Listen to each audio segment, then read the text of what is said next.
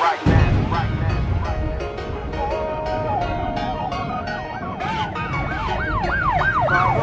let's get him out of here. Come on. Black Lightning, episode 2, chapter 2, unnecessary losses or something to that effect. This one's all over the place because the Pierce family's all over the place. It does start though.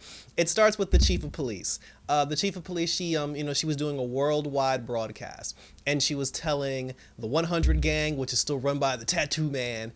She was, I believe, she called it the Cobra Gang, if I'm getting it correctly, which is now run by the woman who was the underling for Lady Eve, Jill Scott's character, because I guess Jill Scott got other things she got to do. She can't be there, so they got this beautiful sister to take her place, which she was in the last season. She was her understudy. She was the one that Lala had kidnapped in in during last season. So now so the two of them, they're the rival gangs, and they're they're at war. The chief of police then went to go say that, she's like, the 100 gang, we coming for your ass. The the Lady Eve gang, we coming for your ass. Metas, we ain't forget about you either, because we got brand new weapons. We got brand new metahuman killing weapons, and we coming for you too. There's so Freeland, we coming for you, suckers. So now the police department, they're they're cocked, aimed, and they're ready to unleash. Lala was talking to his people. He was just like, oh, they think they gonna do that to me, like I'm the king of Freeland. So he was just like, we gonna get our hands on some of those metahuman tech weapons, and I'm gonna kill all the metas. I'm gonna kill Lady Eve and her crew, and we gonna take care of the police, and I'm gonna be the man in Freeland. So that's his whole agenda. He's like, but first we gotta kill Lightning because she got too much power, and then we gotta take care of Blackbird because Blackbird got the neighborhood watch out here thinking they're police and shit. So we gonna take care of our business. So now the whole thing with Lala trying to kill everybody. He's at the point now where he's trying to kill everybody. So he's trying to get his hands on more metahuman weapons, and he's also trying to take down the rival gang at the same time. He ends up shooting up the club, the Lady Eve club. So now Homegirl got to retaliate and come after him. Jefferson now, he's still dealing with he's still dealing with Henderson's death. So he's still having an emotional situation, emotional reactions. He goes out at night, just to blow off some steam or whatever, and then he shoots off his energy into the sky. And when he shoots his energy off into the sky, he ended up passing out because the thing with him, he needs to absorb energy in order to use his power. When he uses his power and doesn't bring any energy back in, it can drain him. So that's why Gambi always says you got to wear the suit, because the suit also protects him internally. So now, but because he's not wearing the suit and he uses his power a lot, he basically ran out of juice and he passed out on the floor. Lynn found him the next day. He tried to wake up and act like ain't nothing happened. So, he goes to take a shower, and then Lynn's just sitting there she don't know what to do. While Lynn's in the kitchen, Jennifer comes downstairs. Lynn asked her about college because, Jen's supposed to be going to college, and she's been ignoring, her college letters, and she hasn't been taking the SATs and things of that nature. She told her mom, she was like, listen, she was like, we just got finished dealing with the whole Markovia situation. So she's like, I ain't really thinking about that right now. But then Lynn was like, oh, but honey, you're throwing away your future. And she's like, come on, Ma, on some real shit. She's like, ain't nobody thinking about that right now. We'll worry about that later. Lynn now, she's kind of confused about, what to do, because she's still her and Jeff are still going to counseling, but now they're at the point where they're going to counseling individually. So, she's sitting in counseling, and then she was just with all the stuff that's going on, Lynn told the counselor, she was like, listen, she's like, the whole situation with Jefferson of how he's handling his friend's death. She's like, it actually hit me. She said the reason why, maybe part of the reason why I don't understand where he's coming from is because she's just I don't have any friends. And when Lynn said that, I kind of paused and I was like, yeah, she damn sure doesn't. She damn sure doesn't have any friends.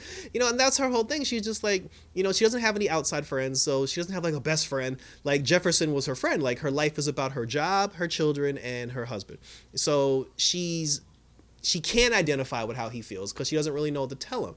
And then, the counselor asked her, she was just is family and your job enough for you? Is that enough in life for you? And she didn't answer the question, but clearly it's not, because she's in a situation now where she's hooked on the metahuman power, and Lynn has an issue with being the only unpowered person in the family. So now Jefferson, he comes out of work. Jefferson's walking through the parking lot. When he walks into the parking lot, we bump into Tobias Whale. Tobias Whale earlier, he was sitting at his, we'll just call it his hideout or whatever. He was holding his hideout. His assistant came in, had some paperwork for him to sign. They signed over documents which basically allowed him to own some property of a lot of the damaged property that, happened during the Markovia attack. So he basically owns like a whole neighborhood of damaged property. He told the girl that he wasn't going to rebuild the property because she said, she was like, the place needs plumbing. It needs, the foundation needs to be rebuilt. But he was just like, yeah, I'm not going to do that. And then, she was just like, well, if you don't do it, the land is basically worthless. And he was just like, everything has its place. And then, his new assistant, like his new sidekick or his right-hand man or his protector, I don't know if this is the actual actor, but the guy that was Tobias Whale's right hand, he looks like Victor Zsasz from Gotham. And because I know we already have a Victor Zsasz now in the Arrowverse, because of Batwoman, but the dude, like, he looked like Victor Zsasz from Gotham. So I don't know if that's him though. But his plan was he's not going to rebuild. Like, he wants to keep the land, like the way it is. But he was able to use like his satellite or whatever situation he got going on to break into Lynn's facility and steal Lynn's research. So he knows that Lynn actually has metahuman DNA on tap.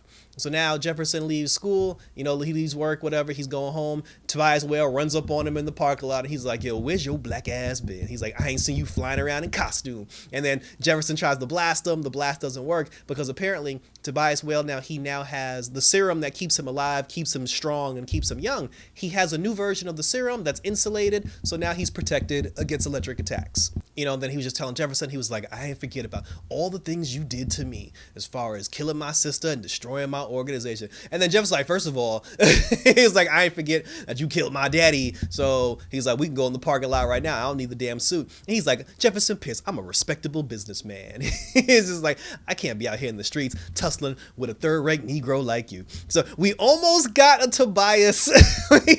He did say to Jeff, he was just like, ain't nobody checking for your blistering black ass. We almost got a Tobias line, but listen, we didn't get it. But so the two of them basically had a standoff, and he was just like, listen, he was like, I'm gonna come up with a whole bunch of ways to take down you and everything you love and everybody you love. He's like, but I need you to fight back because it's not gonna be fun to destroy you if your black ass don't fight back. And then then Tobias left, and then Jeff walked away. So Jeff's home now. Well, I don't know if he went home or he probably went to the bar or wherever he went. So now, so Nissa's at work, like she worked like Lynn, I don't know where Lynn worked. I don't know if Lynn's operation is government funded. I don't know if Lynn is the ASA now. I don't know what Lynn doing, but Lynn runs this metahuman testing facility. She may have gotten it from last season because I remember when the Pierce family went to go speak to the United Nations Council in the season finale, I think they did fund her to do research to save all the meta people. So Nissa works there now. There's this new black dude. He tried to hit on her. She's like, bro, I'm gay. So he's like, don't even try. After work, the guy basically, he asked her out to dinner. He was just like, yo, can we go get a drink? And she was like, nah, because I like the ladies. So she goes into Grace's room to go check on Grace. While she's checking on Grace turns into a tiger. And the tiger was yelling and screaming and whatever. And Nissa was just like, I don't even got the patience for this right now. So she went back to Homeboy and she's like, you know what? We actually can get a drink. Now, the whole thing with Grace, I don't know what's happening with Grace because she's in a coma. So obviously, while she's in the coma, she can still shapeshift and she can still turn into different people. I don't know if we don't. Well, we don't know if Grace is alive. If we don't know if she came out of the coma or not. Is Grace out of the coma and her and Nissa are just beefing, or is Grace's form still in the coma and she's just unconsciously like turning into different things, one being the tiger, and Nissa has to deal with the tiger or whatever, which is probably annoying as hell. So she was just like, look, I ain't dealing with this today. She goes and has a drink with Homeboy. The two of them are sitting, and he's just like, yeah, he was like, like being in Freeland is kind of cool despite all the meta stuff because I've gone to a lot of places, I've visited a lot of people, I've been doing a lot of stuff, I've been going to parties and everything. And then Nissa was like, well, damn. She's like, I used to do that too. And she's like, I don't even do that no more. And then he was just like, it's good for him to get out because he said that he had to put his dog down recently. And that was very like painful and like heartbreaking to him. But he also said that he was just like, he watched the dog suffer for a year.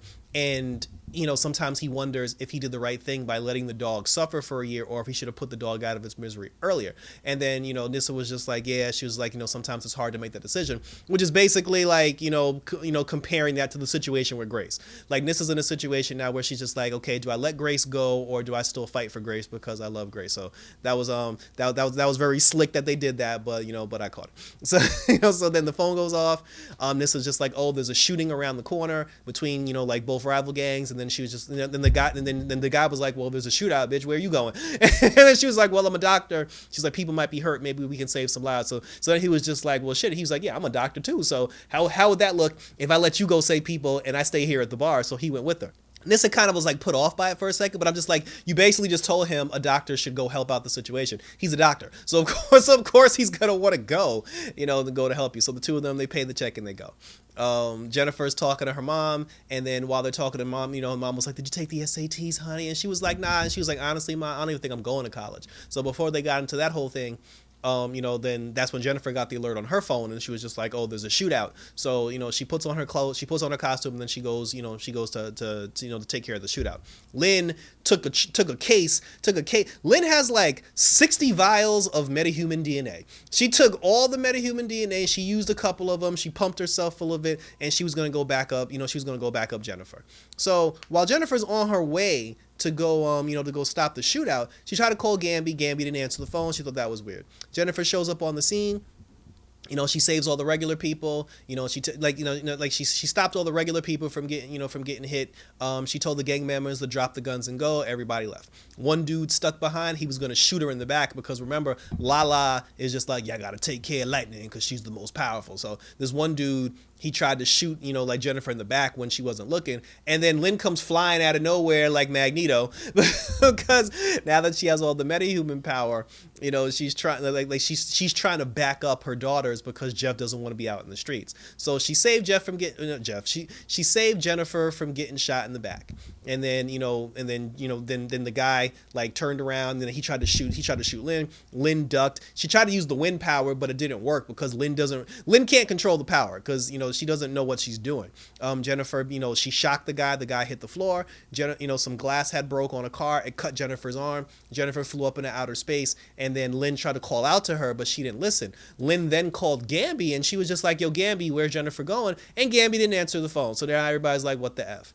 Jennifer went into the sky. What Jennifer's doing right now is she's using the atmosphere to heal herself because Jennifer is pure energy. So if she sucks up the energy of the atmosphere, and it's weird because her sucking up the energy to regenerate herself, I don't know why they call her Lightning. They should just call her Generator. But because she was using the energy to regenerate herself, the funny thing was it didn't just heal the wound on her arm, it repaired her suit. So there's something else going on with this whole thing with the atmosphere that we may discover later. So now after that whole thing, Nissa and the other doctor, they arrive late. There's a family in the car. Like one of the kids got shot in the car. They try to resuscitate the dude and bring him back to life. It didn't work, and unfortunately, the kid died. Next morning, he's talking to the father. The father actually works for the school. And, he was just like, because of the Markovian attack, we lost our home, and on a teacher's salary, I don't have enough money to, to get us a new home or whatever, which I find weird because I understand the whole thing about the teacher's salary and all, but I'm like, at the very least, you could at least get an apartment. I'm like, there was really no reason for his family to be living out of the car. Like let's just put it like that. I don't know like I said, I don't live in Freeland. I don't know what the situation in Freeland is, but at the very least, even if you got a 2-bedroom, a 1-bedroom, and your kids would just sleep in the living room, there was no reason for you and your kids to be living in that damn car. So now he's upset, and then he doesn't have a place to live. He's saying that his family was living out of a car because they barely make ends meet, and then he gets angry and he quits his job. So I'm just like, bro, like like you messing up, So Jeff gets upset. He goes, and then he's gonna go talk to Gamby about the whole situation. Before he goes talks to Gamby, he goes to counseling himself, and then the counselor basically like compared his trauma. Because she was just like the whole thing with your friend Henderson, it ties into your dad because she was like, you lost your dad, due to violence at a young age. Now you lost your best friend, and those two emotional situations are combining together, and you're having a hard time dealing with it. But she was just like, how you feel is okay, and there are some exercises we can do to work on that.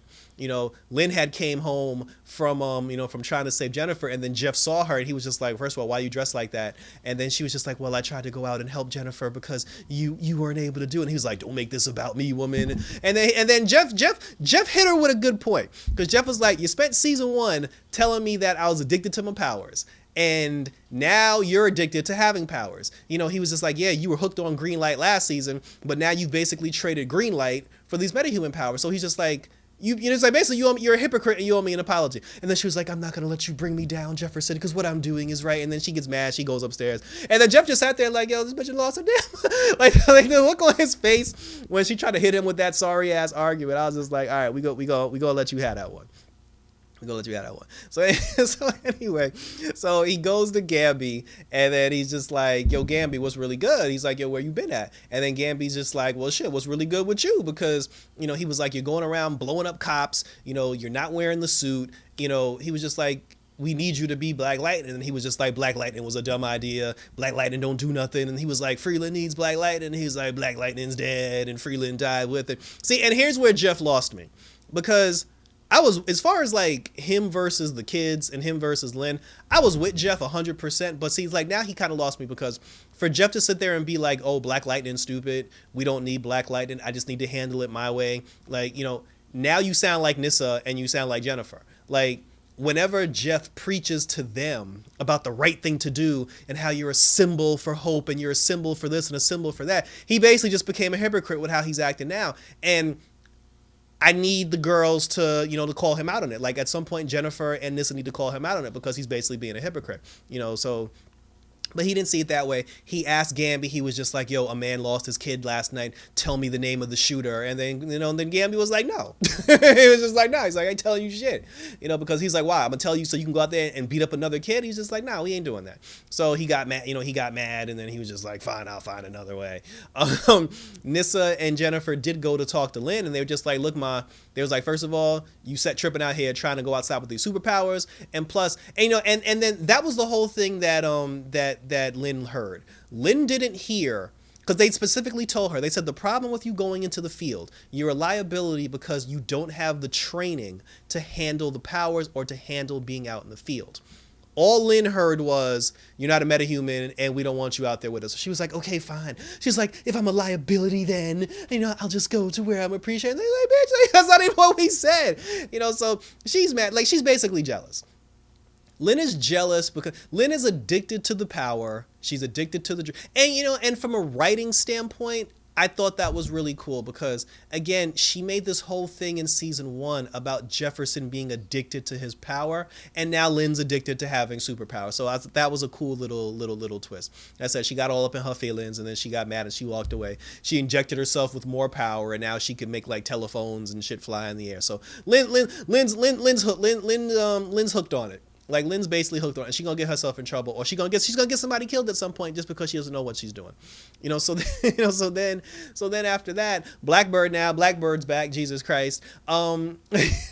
Blackbird basically had because last season when they had I was about to call him the neighborhood watch again. When they had the resistance, Blackbird leads the resistance now. The resistance is whereas like Thunder is the symbol of hope for Freeland, Blackbird is the underground boss. Like, she brought Lala and Lady Eve's right hand, to have a powwow, if you will. And she was just like, listen, the people of Freeland are trying to get back on their feet. So she was like, this area, this neighborhood right here is off limits to both of your gangs, because these people need to regenerate themselves and they need to get back into the working force. And then Lala was just like, you don't tell me what to do with your old big ass. And then she was just like, look, if y'all don't confide, she's like, if y'all don't agree to the rules, I'm gonna shut it down. And then, Lala came, because Lala's smart. He came around, he was just like, well, first of all, people can't buy guns and shit if they ain't got back on their feet. So he was like, I'll honor the rules. And then the other girl, she was just like, yeah, she's like, ain't nobody buying no hoes if it's like if they can't get back on their feet to get money. So there's like, all right, we'll honor the treaty. We'll let these people be so they can get back on their feet. So it'll help the business. So now there's gonna be a war between Lady Eve, Lala, and Blackbird. So the cops better get ready for that one. The reason why Gamby wasn't around throughout the entire episode was because he went to go see like his ex-girlfriend, like, because she offered him a job and he was just like how he didn't want to take the job. Basically, at the end of the episode, he did some research about these new metahuman weapons that the government has. He found out that the weapons were dangerous. So Gamby's whole thing was, he was just like, listen, he ended up taking the job with his ex, not to take the job because he wants to take the job. He took the job so he can learn more information and he can build weapons, because I feel like his ex-girlfriend is the one who's supplying the police department with these weapons. So Gamby just took the job so he can learn about the weapons, so he knows how to defuse the weapons, so he can help the Pierce family when they try to use the weapons against them, which is very slick on his part. And then finally, Jefferson called TC, so at least TC's back. So now all we're missing is Brandon and Khalil. TC is back. He called TC and he was like, yo, can you find the person, from the 100 gang that shot that kid? And then TC found him. Jefferson went to the kid's house, dressed as Jefferson Pierce. He beat his ass and broke his leg and was just like, you gonna turn yourself into the police. And then he left him, and then, Jeff walked away. So there's a lot going on here now. There's not really a lot going on with Jennifer. The only thing really going on with Jennifer is just that she don't want to go to college. Okay, that's not like you and every other teenager in the world. So that's not a big deal.